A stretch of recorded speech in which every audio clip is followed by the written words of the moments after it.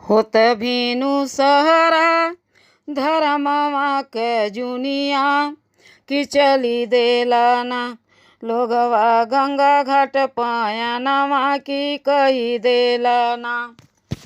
होत भीनु सहरा धर्मवा के जुनिया की कही देलाना लोगवा गंगा घाट पायनमा की कही देलाना लोगवा गंगा घाट पायनमा की कही देलाना।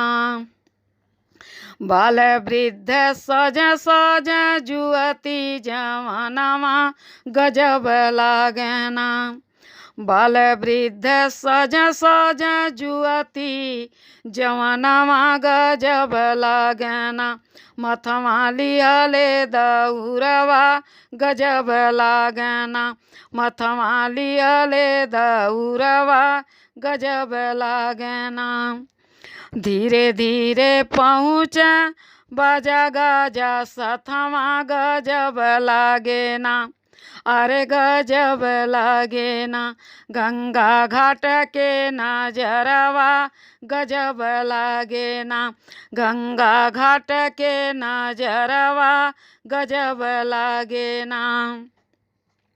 बेदिया सजाई के फलवा चढ़ाई के बारी के दियनमा मनावे लागना अरे मनावे लागना छठी माई के नीलोगवा मनावे लागना छठी मैया के लोगवा मनावे लागना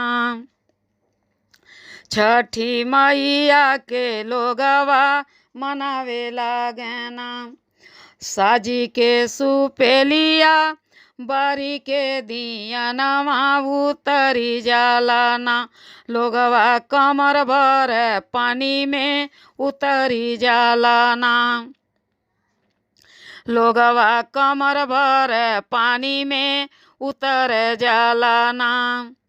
एक टक ताक सूरज मल के निहार कब उदय हो बना कब उदय हो बना एक टक ताक सूरज मल के निहार कब उदय हो बना कब उदय हो बना हम देई तुहें अरगिया उदय हो बना हम देती अरगिया उदय हो बना।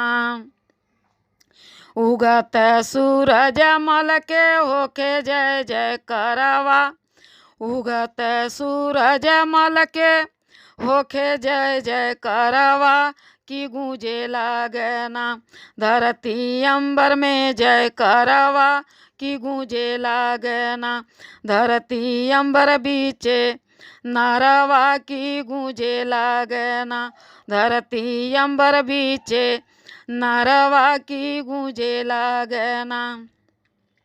धरती अंबर बीचवा ई सुंदर नजरवा देखन आवेना धरती अंबर बीचवा ई सुंदर नजरवा देखन आवेना सारे देवगण आसमानवा देखन आवेना सारे देवगण आसमानवा देखन आवेना।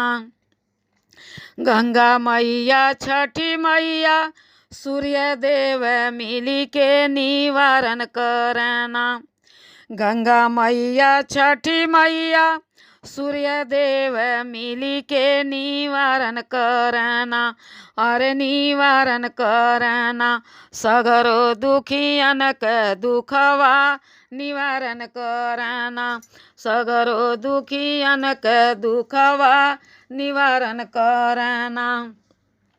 लिखेली गंगोत्री श्री करेली बखानमा तुहार माईना लेबू हमारो खबरिया तुहार माईना ले ल हमारो खबरिया हे छठी मैया ना ले तू हमारो खबरिया हे छठी मैया ना। धन्यवाद। ये गीत कैसा लगा अगर अच्छा लगा हो तो लाइक कीजिएगा, सब्सक्राइब कीजिएगा, शेयर कीजिएगा।